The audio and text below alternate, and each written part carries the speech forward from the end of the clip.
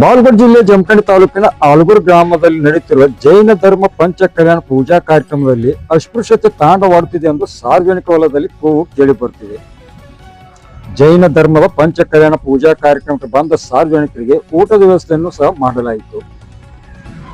ಬುದ್ಧ ಬಸವ ಅಂಬೇಡ್ಕರ್ ಅವರು ಸಮಾನತೆಗಾಗಿ ತಮ್ಮ ಜೀವನವನ್ನೇ ಮುಡುಪಾಗಿಟ್ಟು ಸಮಾನತೆ ತರಬೇಕೆಂದು ತಮ್ಮ ಬಯಕೆಯನ್ನು ಹೊಂದಿದರು.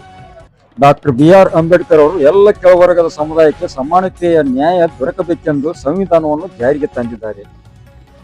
ಪ್ರತಿ ವರ್ಷವೂ ಜನವರಿ 26 ನಡೆಯುವ ಕಾರ್ಯಕ್ರಮದಲ್ಲಿ ಜಮಖಂಡಿ ತಾಲೂಕಿನಲ್ಲಿ ಯಾವುದೇ ರೀತಿ ಜಾತಿ ತಾರತಮ್ಯ ಇರುವುದಿಲ್ಲ ಎಂದು ಬಂಡ ರಾಜಕಾರಣಿಗಳು ಹಾಗೂ ತಾಲೂಕು ಆಡಳಿತ ಅಧಿಕಾರಿಗಳು ಭಾಷಣದಲ್ಲಿ ಹೇಳುತ್ತಾರೆ.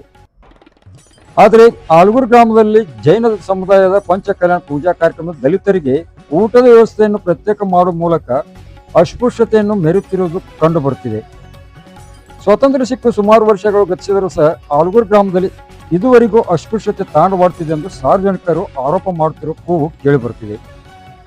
ಆಲೂರು ಗ್ರಾಮದಲ್ಲಿ ನಡೆದ ಜೈನ ಸಮುದಾಯದ ಕಾರ್ಯಕ್ರಮದಲ್ಲಿ ದಲಿತರಿಗೆ ಪ್ರತ್ಯೇಕ ಊಟದ ವ್ಯವಸ್ಥೆಯಲ್ಲಿ ಅಸ್ಪೃಶ್ಯತೆ ಕುರಿತು ಜಮಖಂಡಿಯ ತಹಶೀಲ್ದಾರ್ ಅನಿಲ್ ಬಡಿಗೇರ್ ಅವರು ಏನು ಹೇಳಿದ್ದಾರೆ ಕೇಳೋಣ ಬನ್ನಿ ವೀಕ್ಷಕರೇ. ಸಮಾಜ ಕಲ್ಯಾಣ ಅಧಿಕಾರಿಗಳಾಗಿರ್ಬೋದು, ಪೊಲೀಸ್ ಅಧಿಕಾರಿಗಳಾಗಿರ್ಬೋದು, ನಾವು ಅದನ್ನ ಸ್ಥಳಕ್ಕೆ ಪರಿಶೀಲನೆ ಮಾಡಿ ಏನ ವಸ್ತುಸ್ಥಿತಿ ಏನೈತೆ ಪರಿಶೀಲನೆ ಮಾಡಿ ವರದಿ ತೆಗೆದುಕೊಳ್ಳಿ.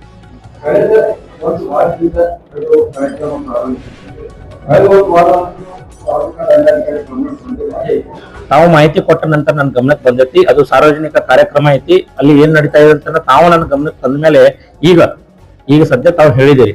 ಅದಕ್ಕಾಗಿ ಅದನ್ನ ಕೂಡಲೇ ಅಧಿಕಾರಿಗಳನ್ನ ಕಳಿಸಿ ಮಾಹಿತಿನ ತರಿಸ್ಕೊಡ್ತೀವಿ.